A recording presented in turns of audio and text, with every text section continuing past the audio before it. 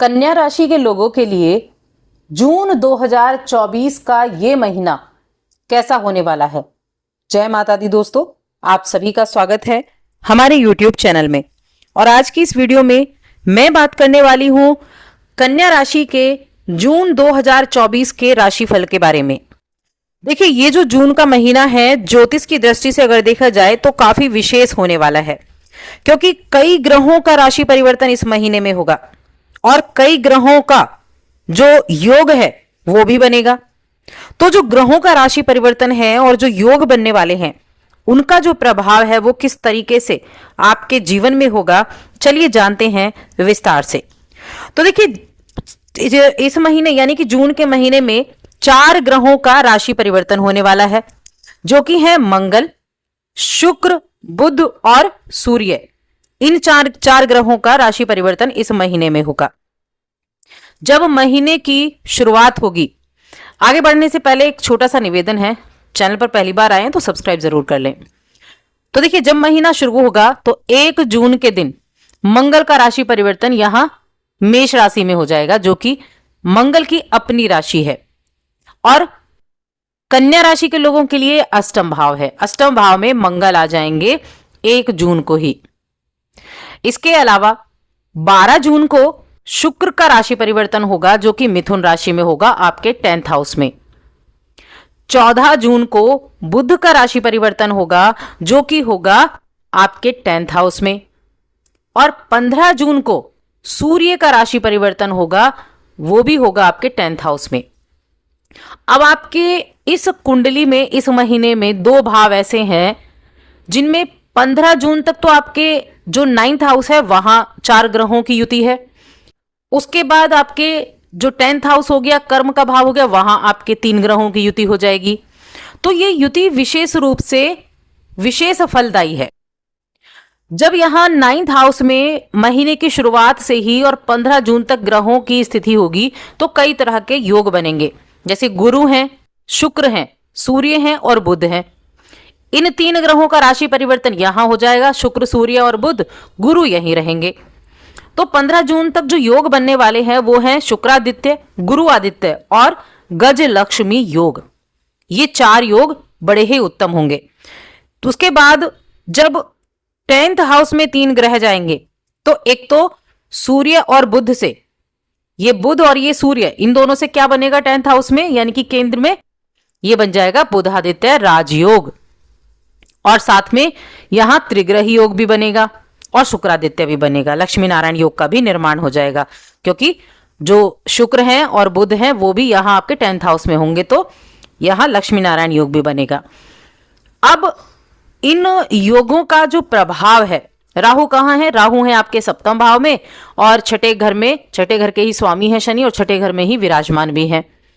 तो अगर आप अपनी इस महीने की ग्रहों की स्थिति देखें तो राशि के स्वामी 9th में यानी त्रिकोण में होंगे, उसके बाद आपके केंद्र में होंगे, तो आपकी राशि के स्वामी की स्थिति बहुत अच्छी हो गई। इसके अलावा जो आपके 7th भाव के स्वामी गुरु हैं वो आपके त्रिकोण में बैठे हुए हैं, ये भी आपकी स्थिति अच्छी है, क्योंकि ये आपके 4th हाउस के लॉर्ड भी हैं, यानी केंद्र के स्वामी हैं और त्रिकोण में बैठे हैं। ये बहुत ही शुभ स्थिति आपके लिए बनी हुई है। अब इनका जो प्रभाव है वो किस तरह से होगा, चलिए जानते हैं। पहले बात करते हैं आपके कार्य क्षेत्र के बारे में। तो कार्य क्षेत्र जो कि आपका कर्म का स्थान है, ये है आपका कार्य क्षेत्र 10th हाउस। और ये किसकी राशि है, ये है बुध की राशि, मिथुन राशि। इस घर के स्वामी कौन है, बुध महाराज, जो आपके 9th में बैठे हैं, त्रिकोण में बैठे हुए हैं। एक बहुत ही अच्छी स्थिति है। ये भाग्य का भाव भी होता है, ये लंबी यात्राओं का भी है, ये पिता का भी है, ये अध्यात्म का भी है, ले हायर एजुकेशन का भी है। तो केंद्र का स्वामी त्रिकोण में बैठा है, यानी कि आपके कर्म के स्थान से आपका कार्य क्षेत्र बहुत अच्छा रहेगा। आप अपने काम पर ध्यान भी देंगे और अपने काम को बेहतर तरीके से करने पर ध्यान देंगे, ताकि आप अपने कार्यों को पूर्ण कर सकें, सिद्ध कर सकें। कुछ बदलाव भी बनते हुए दिखाई देंगे, एक अपने करियर में आपको बदलाव दिखाई देगा। देखिए, अगर आप सरकारी नौकरी कर रहे हैं, सरकारी सेवा में कार्यरत हैं, तब आपके लिए चांसेस हैं कि आपका जो स्थानांतरण है वो हो जाए। छठे घर में शनि बैठे हुए हैं, अष्टम में मंगल बैठे हुए हैं, स्थानांतरण का योग बना हुआ है। तो इस महीने के पूरे महीने की हम बात कर लेते हैं। यहां आपके लिए विशेष रूप से स्थानांतरण का योग बना हुआ है, विभाग परिवर्तन का योग बना हुआ है। और सबसे ज्यादा कब है? 14 जून तक ऐसा होने की संभावनाएं ज्यादा रहेंगी। 14 जून तक ज्यादा संभावनाएं हैं, उसके बाद भी हो सकती है, लेकिन प्रबल स्थिति तभी तक रहेगी। तो ये समय है कि आप बहुत मेहनत करें और हाजिर जवाबी से काम करें। आपका जो कॉन्फिडेंस है ना, आपका जो अपने ऊपर विश्वास है, जो आपके अंदर कूट कूट कर भरा हुआ है, वो बिल्कुल साफ साफ दिखाई देगा। 15 जून को सूर्य जो आपके 12th लॉर्ड हैं, वो भी यहां आ जाएंगे आपके 10th हाउस में, सूर्य महाराज। और सूर्य महाराज का यहां आना आपके 10वें भाव में आपको सरकारी नौकरी के मिलने के योग बनाएगा। तो जो भी बच्चे अभी तैयारी कर रहे हैं या जिन्होंने एग्जाम दे दिया है कोई गवर्नमेंट जॉब का, तो उनके रिजल्ट आने की, यहां पॉजिटिव रिजल्ट आने की संभावनाएं ज्यादा बनेंगी सूर्य के 10th हाउस में आने से, क्योंकि यहां से सीधी दृष्टि जाएगी आपके 4थे घर पर जो गुरु का है। तो ये बहुत अच्छी स्थिति बनी हुई है। इस महीने में आपके लिए नौकरी मिलने के चांसेस हैं, और जो पहले से ही सरकारी नौकरी कर रहे हैं उनके लिए भी पद में वृद्धि का योग बनेगा। व्यापार करने वाले लोगों की बात कर लेते हैं।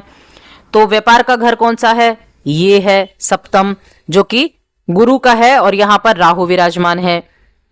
तो 7th में राहु विराजमान पूरे महीने रहेंगे। तो आपकी जो बुद्धि है ना, वो बड़ी तेज गति से चलेगी। देखिए राहु क्या है? तेज गति से चलने वाले हैं। राहु बहुत बुद्धि देते हैं। राहु सिर्फ सिर है, तो ये क्या करेगा? आइडियाज देगा, बड़ी तीव्र बुद्धि काम करेगी, नई नई आइडियाज आपके मन में आएंगे। आप ऐसे में निर्णय लेंगे जो लोगों की समझ में आसानी से आए। देखिए राहु का काम है सोचना, आपके लिए आइडियाज देना, लेकिन आप कौन सा आइडिया आपके लिए सही है उसको आपको देखना है कि कैसे आप किस आइडिया पर आप अमल करेंगे। और राशि स्वामी इसके लॉर्ड कहां बैठे हैं? आपके 9th हाउस में बैठे हुए हैं, 9th हाउस में रहेंगे, जो एक शुभ स्थिति है। तो अपने आइडियाज पर आप काम करेंगे। और साथ ही जो देवगुरु बृहस्पति नवम में स्थित हैं, वो 3 तारीख को उदय भी हो जाएंगे। तो व्यवसाय से संबंधित यात्राएं भी होंगी, सफलता का मार्ग भी प्रशस्त होगा, व्यापार में भी अच्छी उन्नति होगी और तेजी से भी चलेगा, जो सफलता देने वाला होगा। आपकी जो योजनाएं हैं उन पर आप काम करेंगे, जो अटके काम थे उनको भी पूरा कर पाएंगे, तो आपका व्यापार अच्छे तरीके से चलने लगेगा। अब देखें अगर आपकी आर्थिक स्थिति के बारे में, तो आर्थिक स्थिति से अगर हम देखेंगे तो देखिए आर्थिक स्थिति क्या, आपका जो 4th हाउस है ये है आपका लाभ, आपका जो लाभ भाव है, आपका जो धन भाव है। तो यहां सबसे पहला तो जो 6ठे भाव के स्वामी हैं, जो 6ठे भाव के स्वामी हैं वो हैं शनिदेव। ये यहीं विराजमान रहेंगे और वहां से आपके 12वें भाव को देखेंगे पूर्ण दृष्टि से, जो कि सूर्य का है। और पूर्ण दृष्टि से देखेंगे तो 12वां भाव जो होता है वो होता है खर्चों का। तो अपने खर्चों पर थोड़ा सा कंट्रोल जरूर करें, क्योंकि शनि की यहां सीधी दृष्टि आपके खर्चों को बढ़ा सकती है। आप अगर अपने किसी काम को करना चाहते हैं तो बैंक लोन भी ले सकते हैं। लोन का घर, ठीक है, कर्जे का, लोन का घर, ये 6ठा भाव है। तो अपने किसी काम को आगे बढ़ाने के लिए आप लोन भी ले सकते हैं, किसी से उधार भी ले सकते हैं। कर्ज बढ़ने के योग बनेंगे तो सोच समझकर कर्ज लेना है, हिसाब किताब लगाकर कर्ज लेना है। उतना ही लेना है जितना आप उतार सकें। जरूरत से ज्यादा कर्ज लिया तो चुकाने में परेशानी होगी, ये आप अच्छे से ध्यान रखें। अच्छी बात यह रहेगी कि जो आपने पहले कभी का कर्ज लिया हुआ है उसको उतारने की कोशिश करते हुए आप नजर आएंगे। अब देखिए 9वां भाव है जो आपका 9th हाउस है। 9th हाउस में 4 ग्रह हैं, गुरु शुक्र सूर्य बुध। 15 जून तक ये यहां रहेंगे। अब इन ग्रहों की स्थिति क्या कहेगी? आपकी आर्थिक स्थिति को सुधारने का कार्य करेगी, क्योंकि 9वां भाव है या ये भाग्य का भाव है, तो आपकी आर्थिक स्थिति को सुधारने का ये कार्य करने वाली है। इनका विशेष महत्व होगा आपकी आर्थिक स्थिति को सुधारने में। लेकिन जो अष्टम में मंगल बैठे हैं ये आपको एक और चीज देने वाले हैं। देखिए अष्टम भाव क्या है? अष्टम भाव है गुप्त चीजों का, अचानक से होने वाली घटनाओं का, शोध का, इस तरह का भाव है। तो अचानक से होने वाली घटनाओं को जन्म देते हैं। तो गुप्त इनकम की प्राप्ति का भी योग बनेगा, अप्रत्याशित रूप से लाभ की प्राप्ति का भी योग बनेगा। यहाँ स्थितियां ऐसी भी हैं कि आपको लाभ हो जाए, लेकिन जरूरी नहीं लाभ हो, तो थोड़ी सी सावधानी जरूर रखनी होगी। आपकी सावधानी आपको बचाएगी, आपकी सावधानी आपके पैसे को जोड़ने का कार्य करेगी। यात्राओं का भी योग है, मंगल यात्रा के कारक भी हैं, यात्राओं का भी योग बन सकता है। यात्रा करते समय अपने धन का जरूर आपको ध्यान रखना होगा। अब आ जाते हैं प्रेम जीवन, वैवाहिक जीवन और पारिवारिक जीवन पर। यह है आपके प्रेम का घर, यह है आपके विवाह का घर और यह है आपके परिवार का घर। तो देखिए, अगर आप पहले से किसी से प्रेम करते हैं तो ये महीना अनुकूल है, आप उनके साथ जुड़े रहेंगे, एक दूसरे का सुख दुख में साथ देंगे और अभी रिश्ते की खूबसूरती ये होगी कि एक दूसरे का सम्मान भी करेंगे, महत्वता को समझेंगे एक दूसरे को। अगर आप अपने परिवार वालों से बात करना चाहते हैं अपने प्रेम जीवन के मामले में तो उनको मिलवा भी सकते हैं, तो परिवार में उनका स्वागत भी हो सकता है, यानी अनुकूल है। विवाह के योग बनते दिखाई दे रहे हैं। आपका पंचम भाव का स्वामी है शनि और शनि बैठे हैं यहाँ पे 6 हाउस में और यहां से दृष्टि जा रही है कहां, यहां से दृष्टि जा रही है कहां, यहां आपके 12th हाउस पे। लेकिन जो आपके लिए शुक्र और सूर्य हैं वो बहुत ही उत्तम रिजल्ट दे रहे हैं। अपने रिश्ते को आप एक नाम दे सकते हैं और अगर आप विवाहित हैं तो थोड़ा सा ध्यान रखना होगा क्योंकि राहु आपके सप्तम भाव में बैठे हैं। अब ध्यान कैसे रखना है, तो देखिए रिश्ते की तरफ तो आपका अच्छा है, अच्छा रहेगा, लेकिन यहां क्या हो गया है कि सप्तम भाव में राहु महाराज और एक और शनि और दूसरी तरफ मंगल। अगर आप देखें तो छठे में यहां शनि है, 7वें में यहां राहु है, 8वें में यहां मंगल है। तो ये 3 ग्रह जो एक साथ बैठे हैं ये थोड़ा सा पीड़ित कर रहे हैं, यानी कि ये जो 3 ग्रह हैं ये आपके वैवाहिक जीवन को थोड़ा पीड़ित करते हुए दिखाई दे रहे हैं। तो स्वास्थ्य संबंधी परेशानियां हो सकती हैं, स्वास्थ्य का ध्यान रखें। अपने जीवन साथी का कोई गलतफहमी हो सकती है दोनों के बीच में, वहां भी ध्यान रखना है, या लापरवाही हो सकती है, वहां ध्यान रखना है। हालांकि गुरु इन चीजों को ठीक करने का प्रयास करेंगे, जो गुरुदेव हैं वो पूरा प्रयास करेंगे कि रिश्ते में आपके में अच्छी स्थितियां बनी रहें, लेकिन फिर भी आपको ध्यान जरूर रखना होगा। अब देखिए, संतान की तरफ से आपको जरूर अच्छी खबरें मिलेंगी, सुखद समाचार मिलेंगे।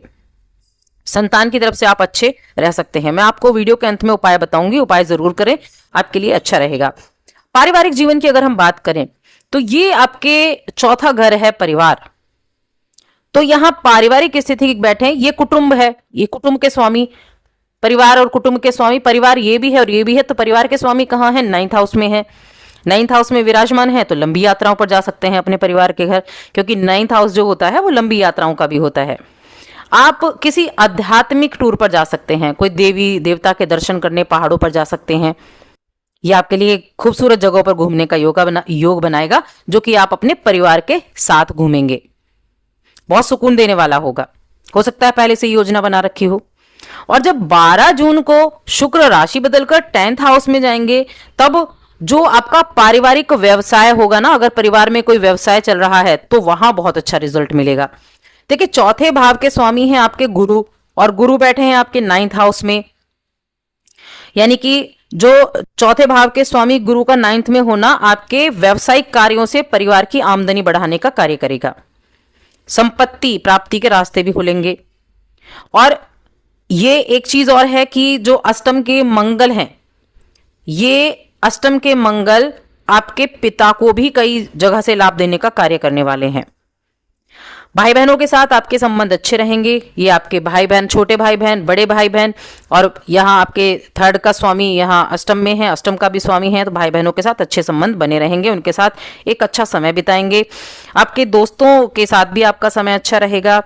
तो ये जो समय है काफी अच्छा रहेगा। लेकिन देखिए, जो केतु की स्थिति है, केतु आपके लगन में बैठे हुए हैं, इसको बिल्कुल नहीं भूलना है। ये क्या करते हैं, आपको बार बार सोचने पर मजबूर करते हैं, चीजें ठीक चल रही हैं या नहीं, तो ये आपको मजबूर कर देते हैं किसी भी चीज के लिए। तो बस थोड़ा सा अपने मन पर कंट्रोल करना है, बाकी कुछ नहीं। शिक्षा की बात कर लेते हैं कि स्टूडेंट्स के लिए ये जो समय है ये कैसा रहने वाला है। तो देखिए, स्टूडेंट्स के लिए मैं कहूंगी ये समय काफी अच्छा है। ये महीना विदेश जाने का सपना भी पूरा कर सकता है। जो अपने एजुकेशन के लिए विदेश जाना चाहते हैं तो उनके लिए ये काफी अच्छा रिजल्ट बनेगा। वीजा आपका प्राप्त हो सकता है, वीजा के लिए आवेदन किया हुआ है तो ये आपके यहाँ शिक्षा का भाव है और शिक्षा के भाव के स्वामी 6 में बैठे हुए हैं, तो कहीं ना कहीं ठीक ठाक समय रहने वाला है। अब आपकी स्वास्थ्य की देखें, आपका स्वास्थ्य कैसा है।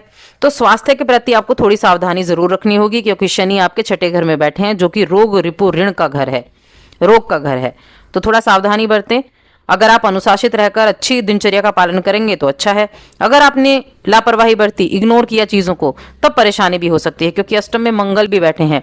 यहां मंगल और यहां शनि, ये आपको अस्पताल के चक्कर भी लगवा सकते हैं।